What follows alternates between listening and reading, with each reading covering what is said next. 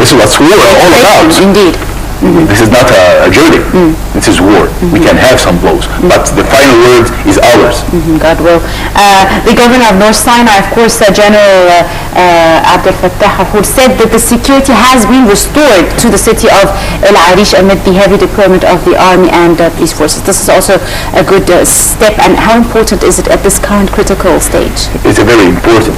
At the time, there is something very important here that I'd like to mention, that the martyrs who went down in Sinai, they were both from the army and the police. That shows the greater unity of our armed force as one army, the police and the army. We have no more differences between the police and the army. They are now the best soldiers on earth and in history, as police, as the army at the same time. Indeed. On another front, the president also reiterated the major investment conference that is to be held in Sharm el-Sheikh in March is a very important arm of the Egyptian economy, and it will be held regardless of the attacks or the situation on the ground in Egypt. It will be held, God willing, successfully, and it has a very important role for the Egyptian economy in the upcoming period. And the Prime Minister, Ibrahim Mahlab, also held a press conference earlier in the day to confirm that the Egyptian conference is to be held on time as planned. Well, the whole world has witnessed terroristic attacks that didn't stop economical conferences or summits to be held. I don't believe that the foreign investors will be afraid, because we have received some attack here and there. In France, in the US, in Ireland, in Australia, in France lately. Will this stop life? No, because at the end, of course not, because the Egyptian economy is currently recovering and booming. Exactly. And it is also a reason for these attacks, to try and deter it. Our success, it was the main reason for them to assault us, to start attacking us, to launch this war against us. But they can only dream about it, but they can never accomplish it. Let's talk a bit about some of the international responses to the recent attacks that took place here in Egypt. We have the United Arab Emirates State Minister addressing the conference, condemning Thursday's terrorist attacks in North Sinai, and he reiterated his country supports the Cairo government against its fight against terrorism, noting that there is already tangible progress in rebuilding the Egyptian economy. Also, the U.S. Secretary of State John Kerry reiterated Washington's condemnations to the Sinai attacks. Also, the Foreign Minister Sameh Shoukry also received a message from his British counterpart Philip Hammond, who also condemned the attacks, plus of course a number of other countries condemning these recent attacks. The international community obviously condemns the attacks, and a show of solidarity as well with Egypt. That shows that the Egyptian leader, Abdel Fattah al-Sisi, has regained our position as a leading country, not only in the region but in the world. That support from the international leaders to Egypt in this situation show that really we have the greatest support even by the nations, by some leaders in Europe, by the public opinion in the world, that realize now that we are in Egypt.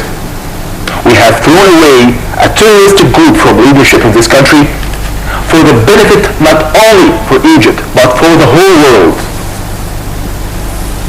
Egypt's success in fighting these terrorist groups is also a motivation for neighboring countries in the region to continue with their fight against the terrorism that they are facing. The importance, in your opinion, of our success in our fight against one of the biggest terrorist organizations in the world, how will this have a ripple effect in our neighboring countries, Libya, Yemen, Syria, Lebanon, and several other areas in the region? Egypt and the Egyptian army is the last resort for this region to survive this terroristic war against us and to confront those conspiracy plans against us. against the whole territory. As long as we are strong, the territory and the countries all around, or the remains of countries of Syria and Yemen and Libya have hope to go on living and stay alive as countries and as nations. Without Egypt, there is no Arab world.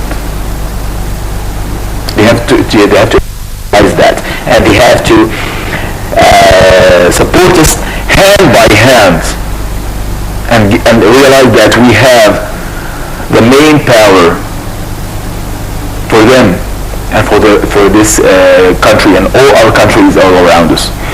They have to know that there is something in common between us, which is we have the willing to confront and to survive and to win the war finally.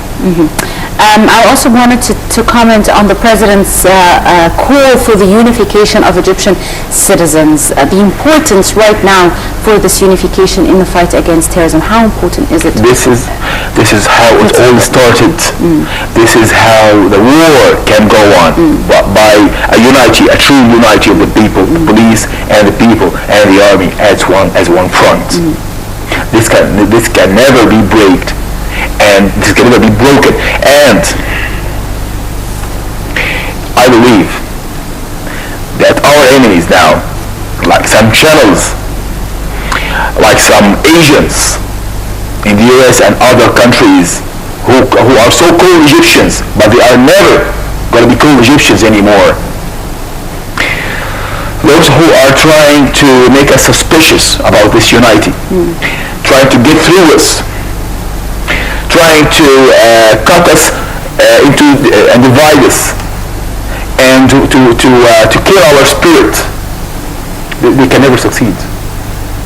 And by their stupidity, by those acts of hostility against us, they remind us again who is the enemy and who are defending this country.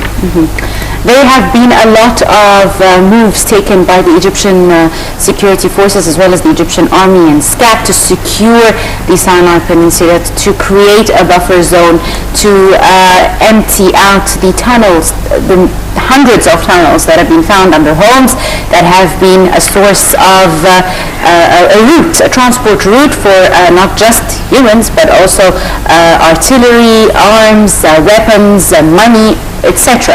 You said it. Humans are there, and they are the one element that keep the army to make its full actions against those terroristic groups, because he is afraid that he might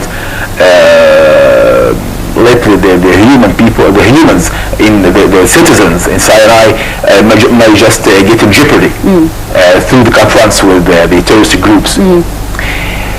He's making for them, for their account, he's playing the role of protecting the land and restoring the citizens at the same time.